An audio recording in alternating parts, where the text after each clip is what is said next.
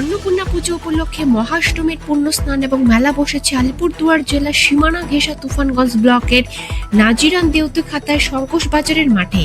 যে ভোর সকাল থেকে পুণ্যার্থীরা পুণ্য স্নানের জন্য ভিড় জমায় শঙ্কোষ নদীর ঘাটে। এই মেলা শঙ্কোষ অষ্টমী মেলা নামে পরিচিত। মেলার ময়দানে নিয়ম নিষ্ঠা মেনে দেবী অন্নপূর্ণার পূজা করা হয়। জানা গিয়েছে শঙ্কর শক্তি সংঘের মেলা পরিচালনা এবার 51তম বর্ষ। নিরাপত্তার স্বার্থে মেলার মাঠে বসানো হয়েছে সিসিটিভি ক্যামেরা এবং দুর্ঘটনা এড়াতে নদীর ঘাটে জায়গায় জায়গায় রয়েছে নৌকা।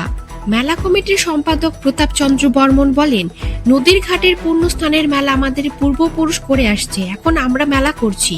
এটা বহু প্রাচীন পুজো এবং দুই জেলার মধ্যবর্তী স্থানে এই মেলা হয়, তাই আলিপুর এবং কোচবিহার জেলা এমনকি পার্শ্ববর্তী রাজ্য অসম থেকেও এই মেলা উপভোগ করতে আসেন অনেক লোকজন। পুণ্যার্থীরা পুণ্যস্নানের জন্য এখানে আসেন। এবারের এই মেলা 8 দিন ব্যাপী। মেলার আকর্ষণে রয়েছে নাগরদোলা, জলপরি, ব্রেক ডান্স, মিকি মাউস সহ রকমারি দোকানপাট। এছাড়া মেলার মুক্ত মঞ্চে রয়েছে প্রতিদিন সাংস্কৃতিক অনুষ্ঠান। এলাকার মানুষ এবং ব্যবসায়ী মহল সকলেই খুশি এই মেলাকে ঘিরে।